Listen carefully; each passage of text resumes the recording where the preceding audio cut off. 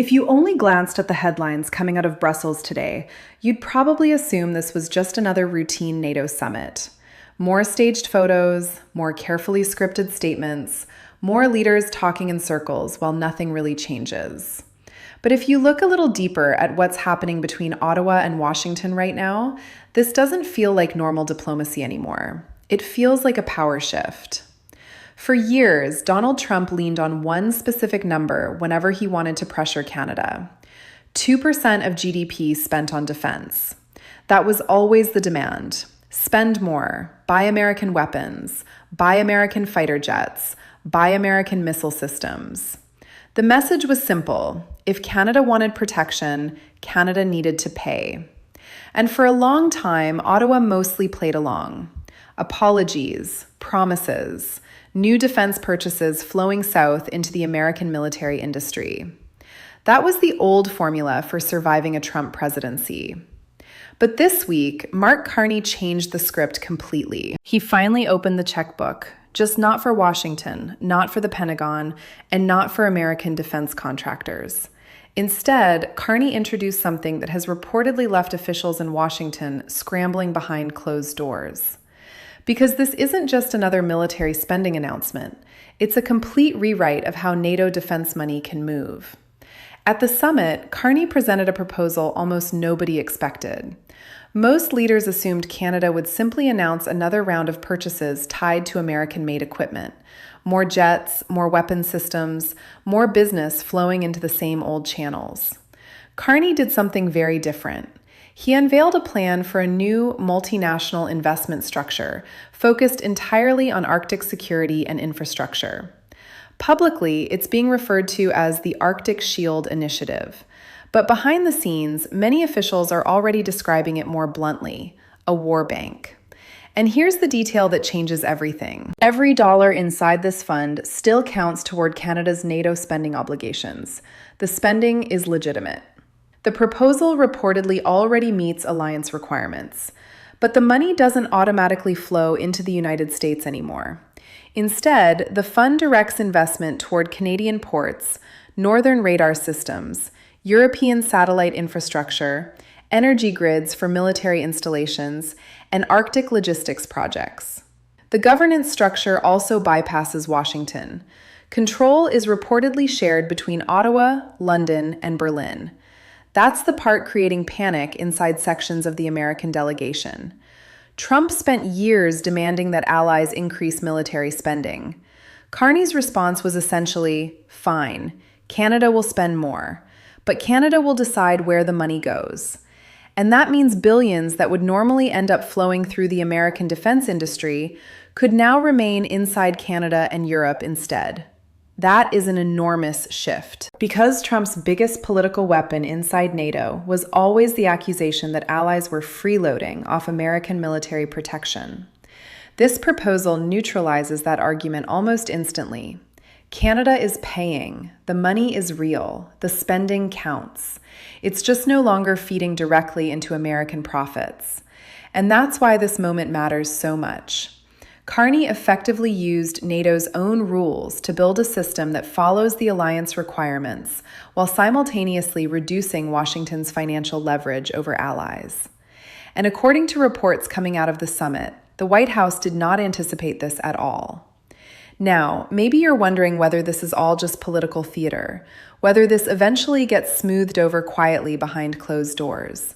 But once you look at the details and the reactions, it becomes clear this is much more serious than a symbolic announcement. Because the structure of the fund itself reveals exactly what Canada is trying to do. The proposal reportedly outlines more than $40 billion over the next decade, directed into Arctic defense and infrastructure projects. That's a massive pool of money. And buried inside the language are some very revealing priorities. Instead of favoring traditional American defense suppliers, the framework reportedly emphasizes what it calls sovereign northern capability. In plain language, that means Canada and allied partners building their own systems rather than defaulting to American contractors. Icebreakers built in Canadian and European shipyards. Sensor systems developed by Scandinavian firms. artificial intelligence surveillance infrastructure tied to British companies. The message could not be clearer. Canada is increasing defense spending without increasing dependence on Washington. And Europe immediately understood what Carney was doing. Normally, when Trump pressures a NATO ally publicly, European governments stay cautious and quiet. This time was different. Germany reacted positively. France publicly welcomed the proposal within hours, describing it as innovative financing for collective security. Why? Because many European governments have been searching for exactly this kind of alternative, a way to strengthen NATO while reducing dependence on American political pressure at the same time. That's why this is bigger than Canada alone. This looks increasingly like the beginning of a parallel financial structure forming inside the alliance itself. And once financial markets started reacting, it became obvious this wasn't being treated as symbolic politics anymore. Because markets usually spot structural changes before politicians are willing to admit they're happening. The moment details of the proposal started circulating, several major American defense contractors saw noticeable drops in trading activity. Not a collapse, but enough hesitation to get attention. Why? Because companies like Lockheed Martin and other major defense firms have spent years operating under one basic assumption. When NATO allies increase military spending, a large portion of that money eventually flows into the American defense industry. Carney just challenged that assumption directly. If Canada can create a NATO-compliant system that keeps more defense spending inside allied domestic economies, then other countries may begin copying the model. Germany, Italy, Spain, potentially even countries outside Europe. And if that starts happening, Washington loses one of its most reliable financial advantages inside the alliance. That's not a minor adjustment. That's a structural change in how NATO spending works. Then there's the moment from the summit hallway that has been circulating everywhere online. The footage reportedly shows the U.S. Secretary of State trying to catch Carney after a closed-door session. The body language tells the story more than anything else. The American official appears hurried, trying to pull Carney aside privately. Carney pauses briefly, listens, gives a restrained, diplomatic smile, and then continues walking. And whether people interpret too much into the clip or not, the symbolism mattered. Because for decades, Washington was the side issuing instructions inside NATO meetings. Now, suddenly, American officials looked like they were trying to regain control of a conversation already moving without them. And that gets to the bigger question. Why can't Trump simply pressure Carney the way he pressured so many other allied leaders before? A lot of it comes down to a trap the administration created for itself. Trump's approach to alliances has always been highly transactional. The logic is simple. America provides protection, allies provide money. That model works as long as countries feel they have no alternative. But over time, repeated threats changed the psychology inside allied governments. Threats to weaken NATO commitments, threats of tariffs against allies, pressure campaigns tied to military spending. Eventually, countries stop treating those threats as negotiating tactics and start treating them as long-term strategic risks. And once that happens, they begin searching for workarounds. That's exactly what Canada did. Trump thought pressure would force obedience. Instead, it pushed Canada toward building leverage of its own. And one reason Carney has been especially difficult for the White House to handle is because he operates very differently from a traditional politician. He's not fighting on social media. He's not responding emotionally. He's not engaging in public ideological battles. He approaches problems like a central banker. Systems, liquidity, risk structures, institutional frameworks. That's his language. And it's much harder to counter politically because it doesn't create the kind of public confrontation Trump usually thrives on. Every time the administration demanded something, stronger borders, more defense spending, tougher cooperation, Canada technically complied. But Carney quietly changed the structure underneath the compliance itself. That's the brilliance of the strategy. Trump demanded more NATO spending. Canada increased spending. The problem for Washington is that the money no longer automatically benefits the United States. And now the administration finds itself boxed in politically. because attacking Canada for spending billions on NATO defense makes very little sense publicly. The spending is real. The alliance approved it. The commitments are technically being met. That's why Trump's recent criticisms describing the proposal as fake accounting aren't gaining much traction internationally. NATO officials already reviewed the framework. By alliance rules, it counts, which means Washington can complain, but it can't easily invalidate the structure itself. And other countries are paying attention very carefully, because the deeper fear inside the White House isn't really about Canada alone. It's about precedent. The moment allies realize American leverage inside NATO is not absolute, the entire dynamic changes. Fear stops working the same way once countries believe there are alternatives. And that may be the most important thing Carney actually built here. Not just a defense fund, but proof that allies can technically satisfy NATO obligations while simultaneously reducing dependence on Washington's economic and political control. And honestly, a huge reason this strategy worked is because Mark Carney is uniquely suited to pull something like this off. If this had been handled by a more traditional politician, the fight probably would have turned into another emotional public showdown filled with speeches, slogans, and outrage. That's the kind of conflict Trump usually dominates. But Carney doesn't operate that way at all. He's not really fighting a political battle in the traditional sense. He's approaching this like a financial engineer.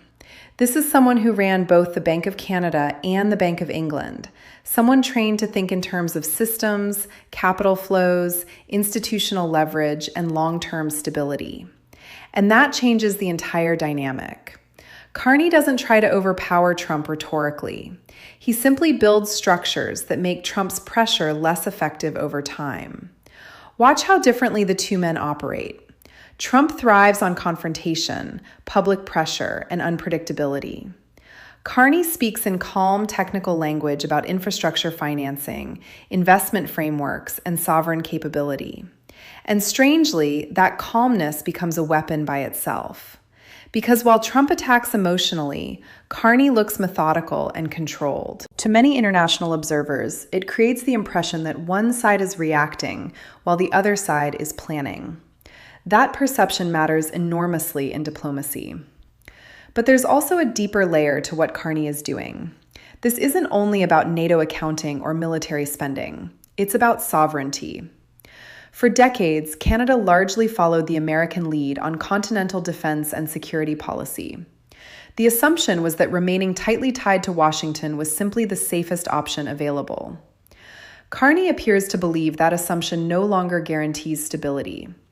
So instead of asking for permission, he's building alternatives. And politically, that taps into something powerful inside Canada right now.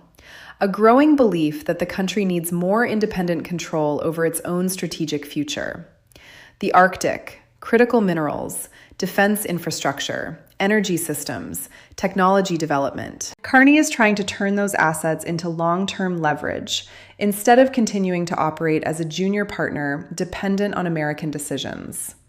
And importantly, he didn't move alone. This wasn't some spontaneous announcement thrown together at the summit.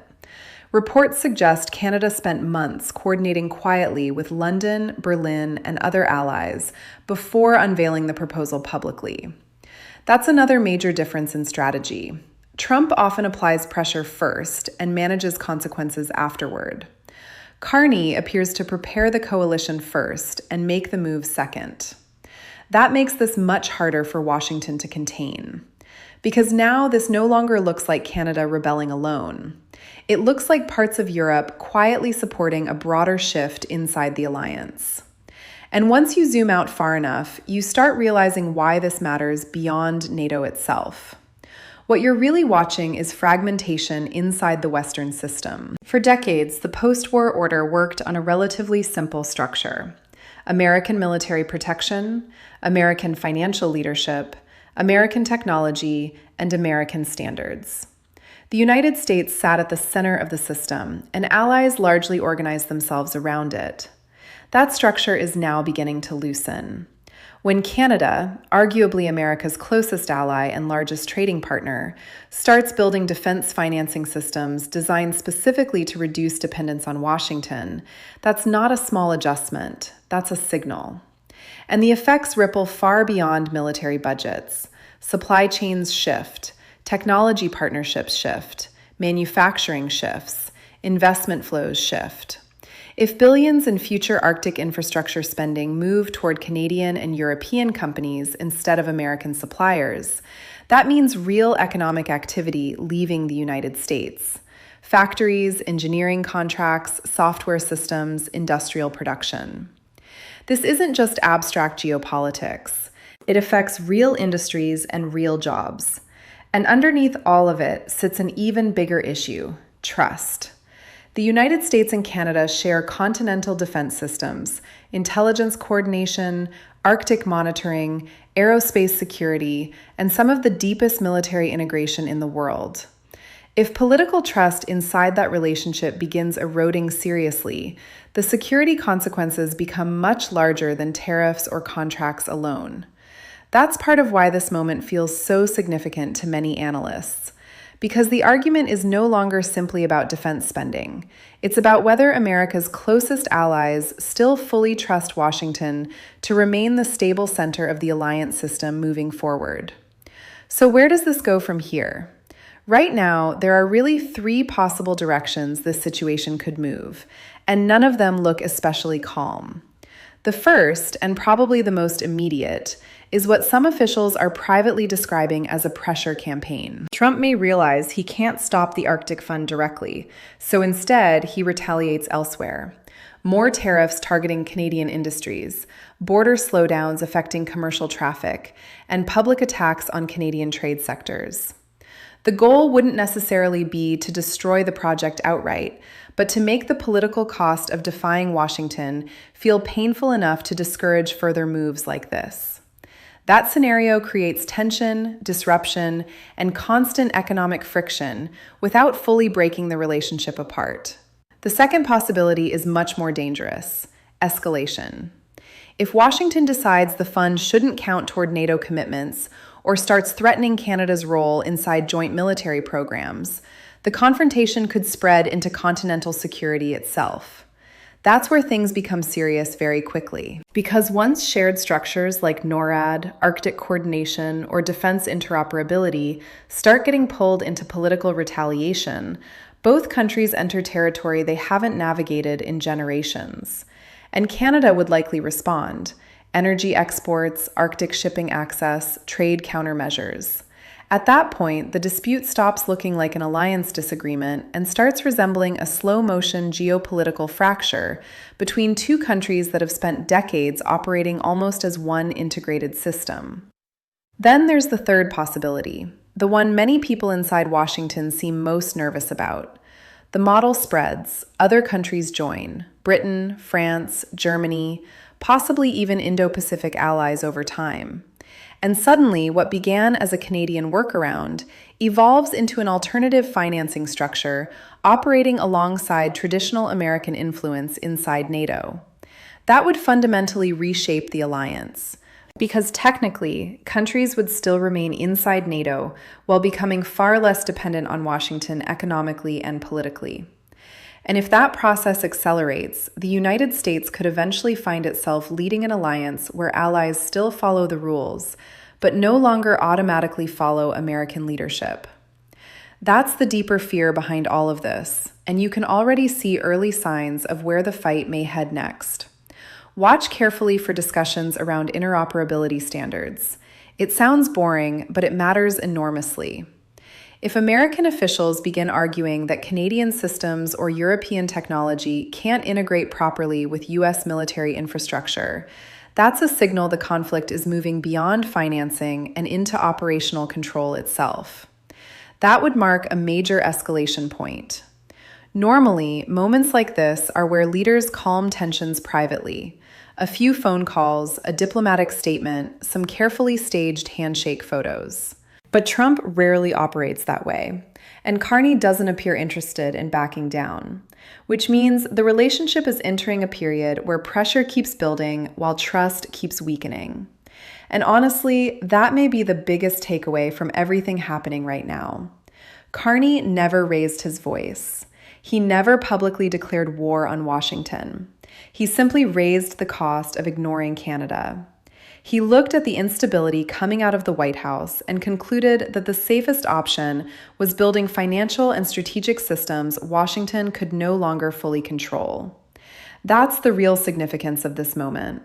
For years, the assumption was always that Canada would eventually bend under American pressure because the imbalance between the two countries was simply too large. Now the question has changed. Now people are asking whether the United States is prepared for a Canada that no longer automatically says yes.